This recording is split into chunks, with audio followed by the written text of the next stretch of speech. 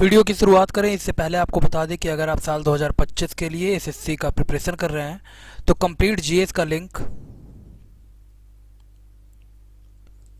आपको description box में मिल जाएगा। 81 वीडियोज है और करीब करीब लेंथ अगर देखें उसका तो 12 आवर्स के करीब वो पूरा मिला करके आपका है। और उसमें आपका कवर है हिस्ट्री, ज्योग्राफी, इकोनॉमिक्स, पॉलिटी और जनरल साइंस। तो कंप्लीट वन लाइनर के फॉर्म में ये, और ये मोर देन इनफ होगा आपके प्रिपरेशन के लिए, जीएस के लिए। और ज़्यादा समय भी बर्बाद नहीं होगा, सीधे टू द पॉइंट केवल डिस्कशन किया गया है। डिस्कशन भी नहीं है उसमें, जस्ट वन लाइनर है जो कि एग्जाम्स में आपका पूछा जाता है। तो अब स्टार्ट करते हैं मेन मुद्दा जो अभी चल रहा है। साल 2025 का जो साल 2024 का जो एग्ज़ाम हुआ एसएससी सीजीएल का मेंस का, उसका फाइनल आंसर की मेरिट वगैरह सब पब्लिश हो गया है। तो अभी कंट्रोवर्सीज जो है वो खत्म होने का नाम नहीं ले रही है और मेजर कंट्रोवर्सीज दो इशू को लेकर के हो रहा है। एक तो नॉर्मलाइजेशन और सेकंड जो है वो है आपका wrong questions.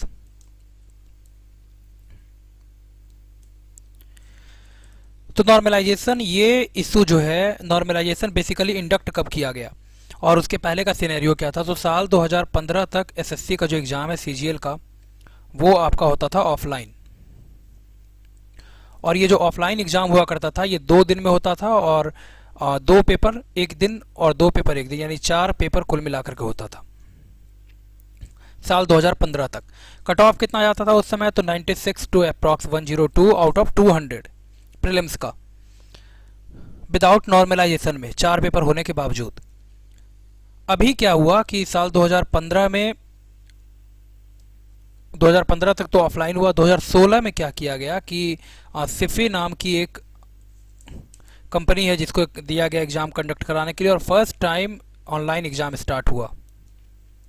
Online exam start हुआ और इस समय आपका जो नॉर्मलाइजेशन था वो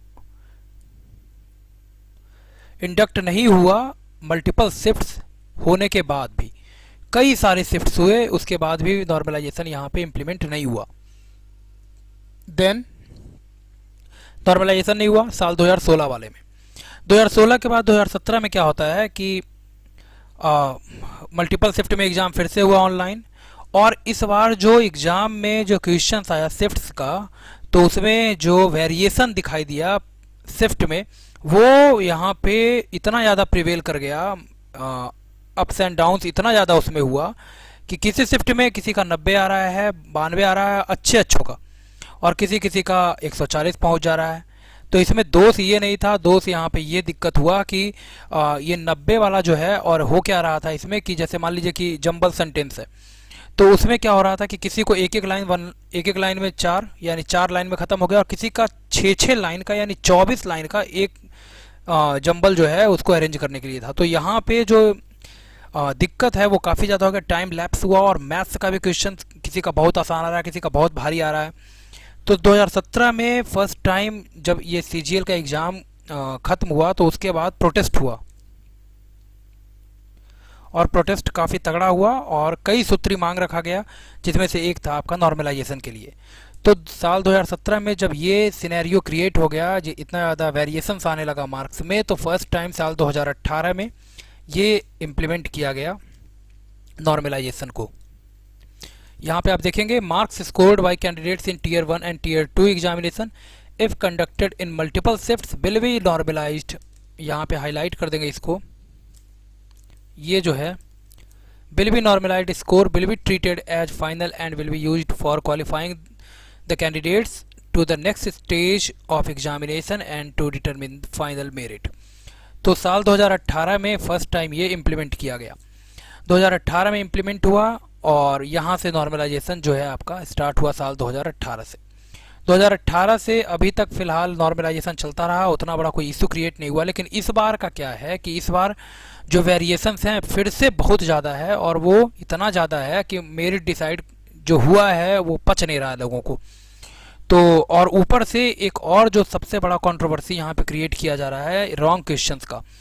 तो इतना रॉन्ग क्वेश्चन पहले नहीं होता था जितना कि अभी हो रहा है। रिप्रेजेंटेशन भी, और पर क्वेश्चन अगर 100 रुपीज़ यहाँ पे कलेक्ट किया जा रहा है कमीशन के द्वारा, तो ये 100 रुपये का आपका फॉर्म है, और पर क्वेश्चन जो है वो आपको 100 रुपया देना है। तो आप सोच लीजिए आप कि ये 10 रुपया होना चाहिए था, 5 रुपया होना चाहिए था, ये 100 रुपया, ये समझ में नहीं आता है। और दूसरा चीज़ और क्या है कि 100 रुपया और क्वेश्चन कितना गलत है, किसी में 9 क्वेश्चन गलत है, किसी में 10 क्वेश्चन गलत है, 18 और 20 में अगर बात करें तो 100 रुपया के हिसाब से ये 900 हो जा रहा है और ये हो जा रहा है 1000।